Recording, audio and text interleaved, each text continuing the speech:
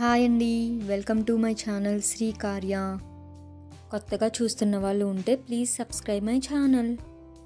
Today recipe ఏంటంటే vegetable white pulao. చూస్తున్నారు కదండి ఏ విధంగా రెడీ అయిపోయిందో. మీకు combination veg or non veg curry ఏది తీసుకున్నా అదిరిపోతుందండి. వెజ్లో పన్నీర్ కానీ ఆలూ కర్రీ కానీ, నాన్ వెజ్ అయితే చికెన్ మటన్ ఏదైనా సరే దీనికి చాలా బాగుంటుంది. మీరు కూడా ట్రై చేయండి.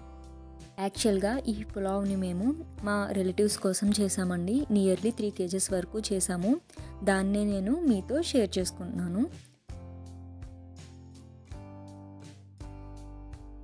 ఎలా వచ్చిందో చూసి కామెంట్లో తెలియజేయండి. ఓకే, ఇంకా మా ప్రిపరేషన్ ఏ విధంగా జరిగిందో చూపిస్తాను రండి. ముందుగా మాకు అవైలబుల్లో ఉన్న అన్ని వెజ్జీస్ని చాప్ చేసుకొని రెడీగా పెట్టేసుకున్నాం. వీడియోలో చూపించినట్లుగా onions, tomatoes, carrot, green chillies, green peas, meal maker, కొత్తిమీర, కరివేపాకు ఇవన్నీ తీసుకున్నామండి. ఈచ్ వన్ 1/2 కిలో ఉంటాయి. 100 grams వరకు జీడిపప్పు. మసాలాలు కూడా రెడీగా పెట్టేసుకున్నాం.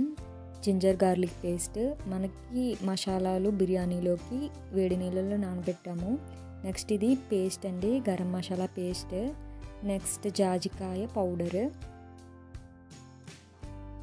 ఇప్పుడు ఇంకా స్టవ్ పైన ఒక పాత్ర పెట్టుకొని ముందుగా మసాలా దినుసులన్నీ వేసేసి అల్లం వెల్లుల్లి పేస్ట్ వేసామండి.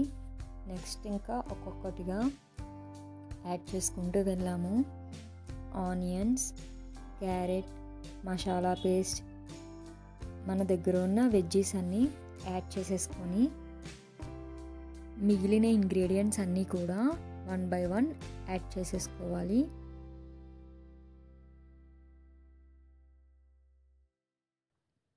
యాక్చువల్గా మనం చేసేది వెజిటేబుల్ పులావ్ కాబట్టి ఫుల్ ప్లెడ్జ్డ్గా 100% వేయించేసుకోవాల్సిన పని లేదండి.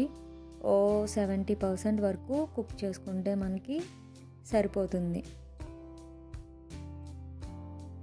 ఇక్కడ వీడియోలో చూపిస్తున్నట్లుగా మొత్తం అన్నింటినీ మనం వేసుకొని కలుపుకుంటూ ఉండాలి. అడుగున మాడు పట్టకుండా చూసుకోవాలి. ఆయిల్ సరిపోకపోతే ఆయిల్ని కూడా కొంచెం యాడ్ చేసుకోండి. ఈ ప్రాసెస్ ఇలా జరుగుతూ ఉంటుంది. అండ్ ఈ పులావ్ కోసం మేము నార్మల్ బియ్యమే తీసుకున్నామండి. సో ఆ బియ్యాన్ని శుభ్రంగా కడిగేసుకొని పక్కన పెట్టుకున్నాం. ఈలోపు బియ్యం నానుతూ ఉంటాయి. మనకి ఈ వెజ్జీస్ అన్నీ కుక్ అయిపోయిన తర్వాత మనం ఆ బియ్యాన్ని యాడ్ చేసుకుందాం.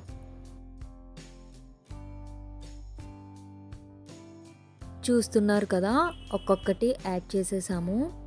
ఇవి కుక్ అవుతూ ఉన్నాయి. సో మనం అడుగు పట్టకుండా కలుపుకుంటూ ఉండాలి.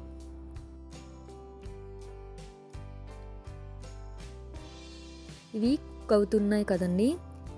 అండ్ ఈ వెజ్జీస్కి కావాల్సినంత సాల్ట్ మనం యాడ్ చేసేసుకొని కాసేపు ఇంకా మగ్గపెట్టుకుందాం.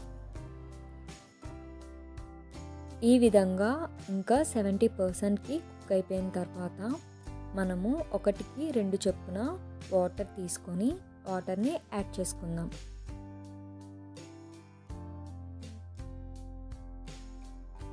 వాటర్ వేసుకున్నాం కదండి. వాటర్ వేసుకున్నాక మనకి ఈ విధంగా బాయిల్ అవుతూ ఉన్నప్పుడు మనకి రైస్కి సరిపడినంత సాల్ట్ కూడా యాడ్ చేసేసుకుందాం.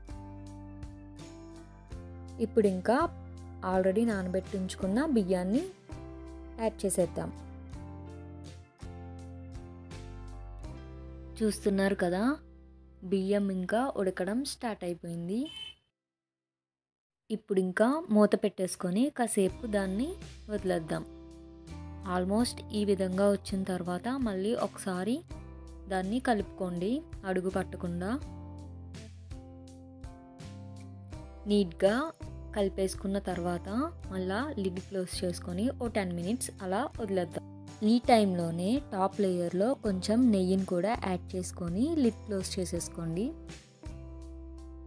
10 minutes తర్వాత ఈ విధంగా ఉంటుంది. ఇంకా కొంచెం పలుకు ఉన్నది కాబట్టి మనం సిమ్లో పెట్టేసుకొని ఓ 5 మినిట్స్ అలా వదిలేద్దాం.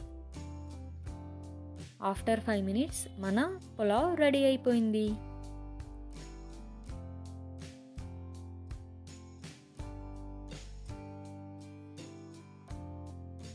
దీనిని వేరే పాత్రలోకి ట్రాన్స్ఫర్ చేసేసుకున్నాం.